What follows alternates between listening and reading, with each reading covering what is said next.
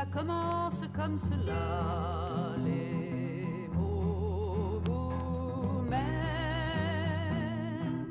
on perd de vue l'étoile, on perd de vue la terre,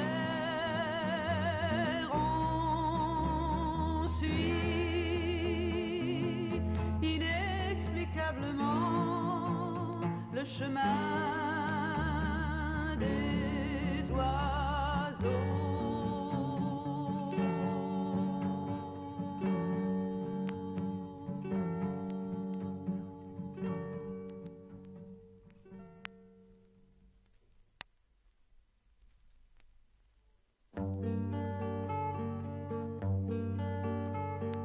Je t'aime par les chemins noirs, comme ceux-là qui n'ont de demeure et qui marchent toute la nuit, toute part à se dépenser.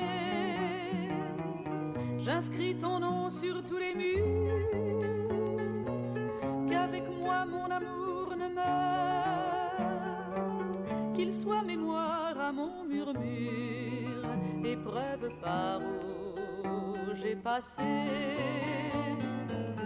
où j'ai perdu mon ombre humaine, où j'ai mêlé vivre et mes rêves, où j'ai pris ta main dans ma paume et croisé tes pas de mes pas, tant qu'enfin le temps qui se lève, ainsi qu'un parfum parachève l'aube de nous dont la merveille est que nous ne la verrons pas. Je t'aime au-delà de mon âme, au-delà des soirs et des jours. M'entends-tu quand je dis je t'aime? Attends lassé, attends lassé. Je suis la faim que rien ne comble et la soif que rien ne secoue, et pas un instant de ma chair assez ne t'aura caressé. Je t'aime au-delà d'être un homme, au-delà de toucher et voir, au-delà des mots qui me font au profond du cœur ce grand bruit, au-delà même du vertige où tes yeux m'étaient seuls miroirs. Je t'aime au-delà de moi-même, où même t'aimer me détruit. Je t'aime comme d'épouvante et comme de mon ventre ouvert. Je ne suis que le cri terrible où tu t'éloignes de ma plaie, l'arrachement de ta présence et le péril de ton désert. Ô toi mon éternel partir, toujours de moi qui t'en allais. La la la la.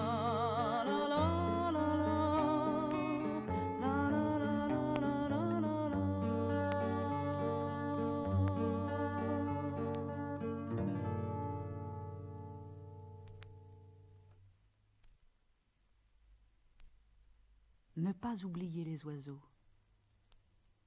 Le rossignol ne chantera ni coucou ni cracra. Le corbeau n'émettra pas de trille. Jamais. Qu'ils sortent de l'œuf ici ou là, le langage des oiseaux est, comme le plumage, attaché à l'espèce. L'homme parle la langue qui a entouré son berceau, blanc, jaune ou noir. S'il est né parmi des parlants français, il parlera français. Né parmi des parlants chinois, il parlera le chinois. Pour l'homme, il existe une langue maternelle, son premier mode d'expression. Ensuite, Il peut l'oublier, en apprendre une ou plusieurs autres sans oublier la première. L'homme est capable de s'expliquer dans les coucous, cracras et autres trilles humaines. Ainsi, moi, je suis bilingue.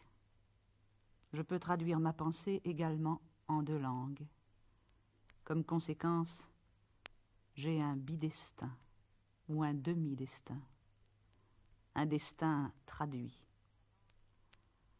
La langue est un facteur majeur de la vie et de la création.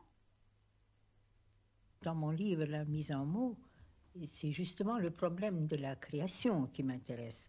Mais je me suis occupée que de moi-même. Je ne sais pas comment ça se produit chez les autres.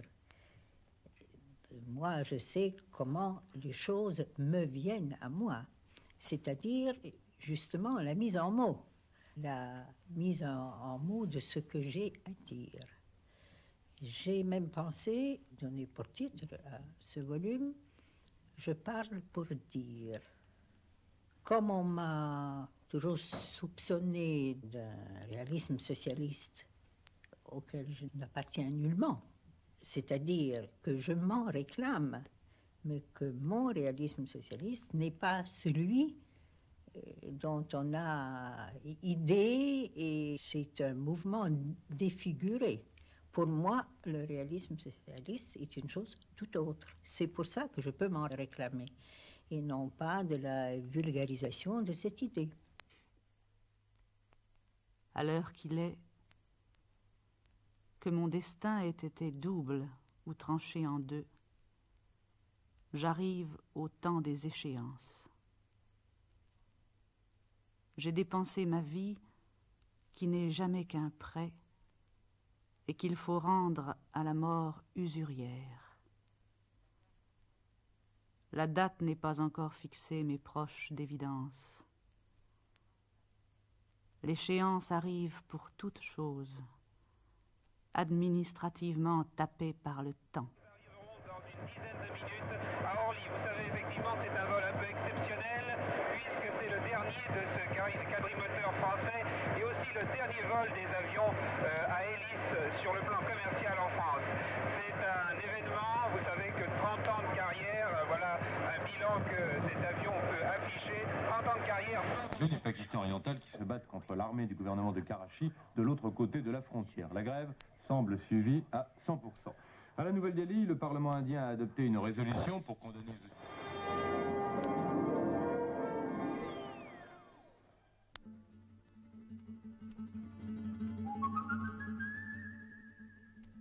La radio fait couler sa lave. Elle brûle, cette voix sans visage. On est au lit, une tisane. Là-bas, on tue, on est tué. On y agit au maximum. Que vous soyez héros de légende ou comptable dans l'âme, la parole est à la radio. Vous êtes sans voix devant elle. De toute façon, elle est sourde. Avez-vous jamais vu comment meurt un oiseau?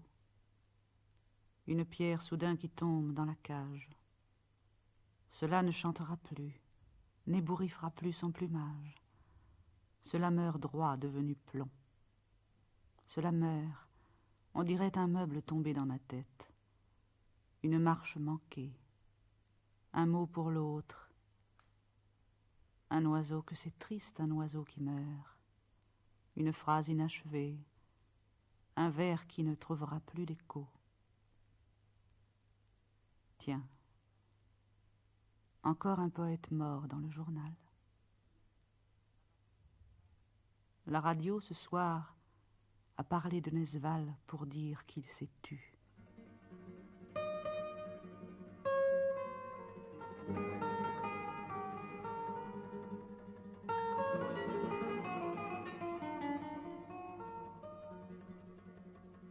Ainsi Prague a perdu son âme et son poète.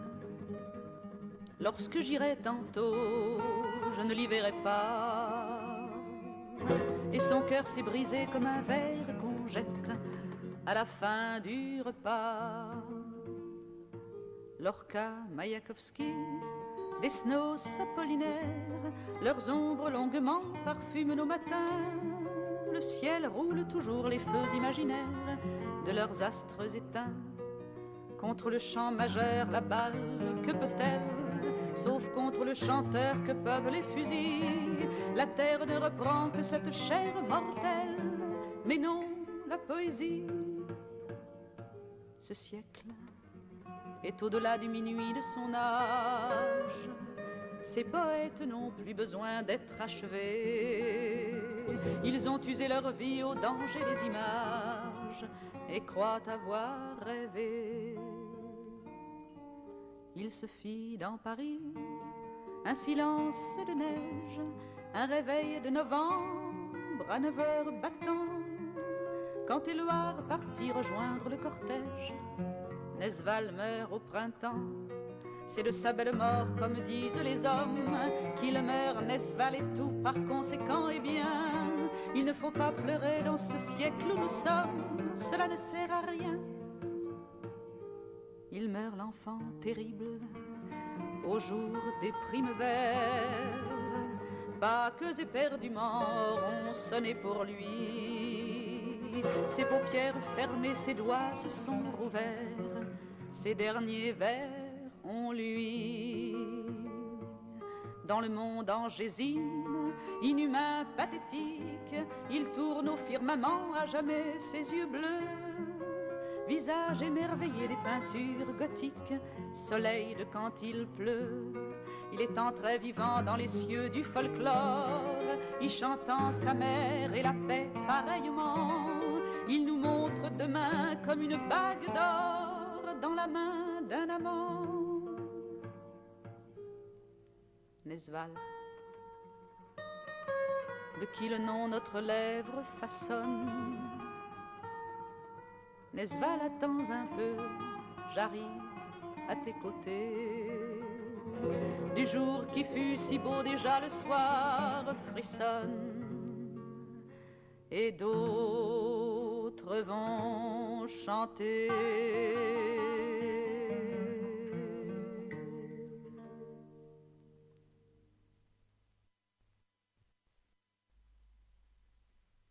Aller où cela se passe, à chacun ses circonstances. Aujourd'hui, que cela soit sur le chemin des chars dans le désert, au quartier latin, à Los Angeles, c'est pareil. Ce n'est pas ma place.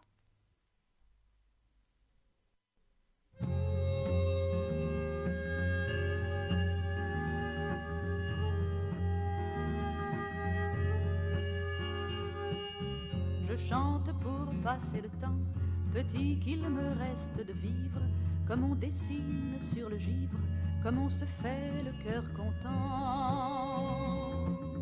Allant ses cailloux sur l'étang, je chante pour passer le temps.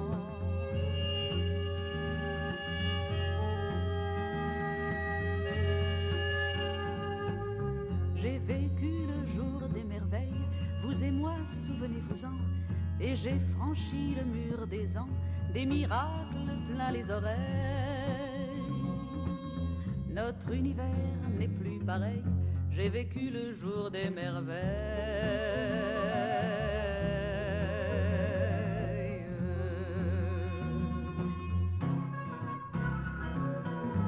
Allons que ses doigts se dénouent comme le front avec la gloire. Nos yeux furent premiers à voir les nuages plus bas que nous. Et l'alouette à nos genoux, allons que ses doigts se dénouent.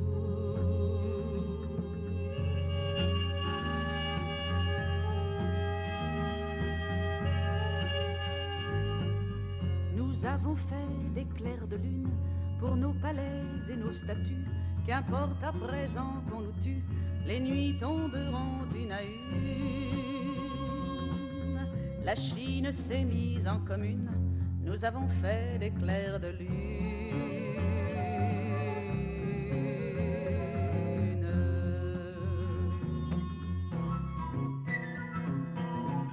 et j'en dirai, tant fut cette vie, aventure, où l'homme a pris grandeur nature, sa voix par-dessus les forêts, les monts, les mers et les secrets, et j'en dirai,